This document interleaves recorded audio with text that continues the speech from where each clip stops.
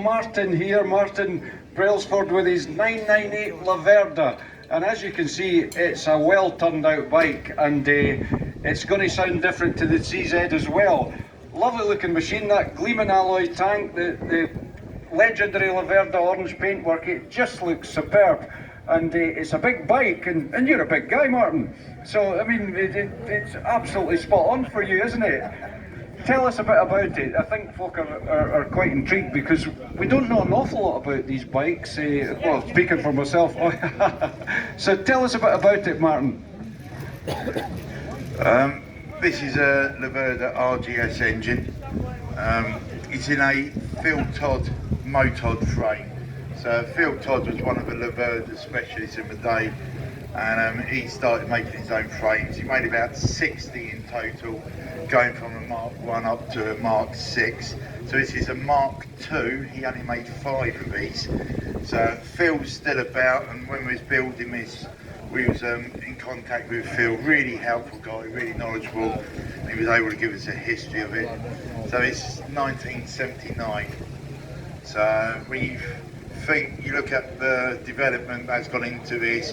So with Rob Norse that we had here previously, they were early 70s, 71, 72 sort of time period. This is just a few years later, and it's sort of an entirely different looking style of bike.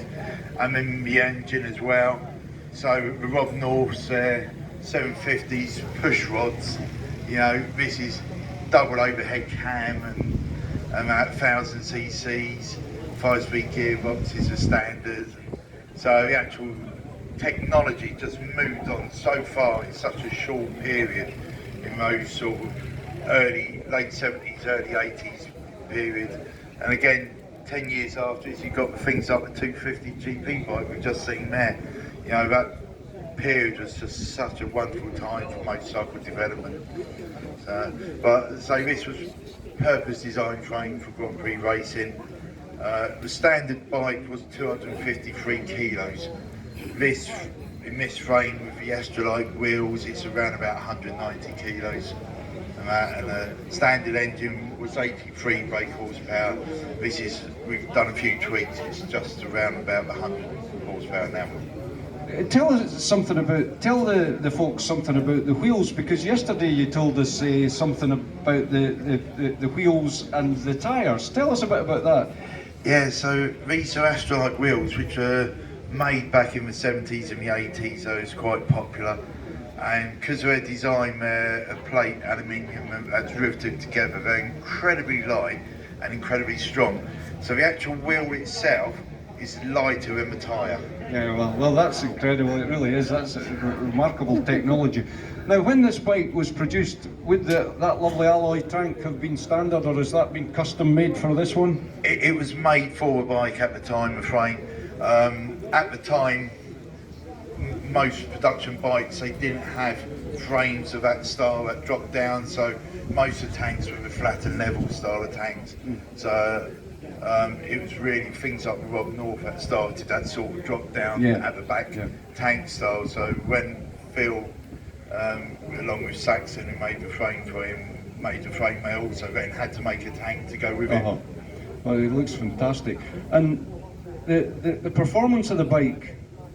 Well, I rode it, I've had it for about a year and a half since we built it. I've been riding it on the road. I used it for the first time at Croft last week on the track. So I've got a daytime MOT, so I've used it a lot on the road. It's 1000 cc, it's incredibly light, the power to weight. So when I got back from doing a few laps at Croft, I did have to change my underwear. That tells you something.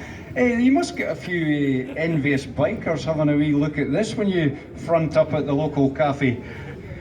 Yeah, it's rare. You don't see a huge amount of Laverdas anyway, but when you see a Laverda in a special frame, it's even rarer, and it is a very pretty bike. Yeah. I mean, it's built to do a job, but Italians, you just look at Ducatis and MVs, and you know, they're built to do a job, but they like to look nice as well, and it does. It's just a beautiful looking thing. I love it.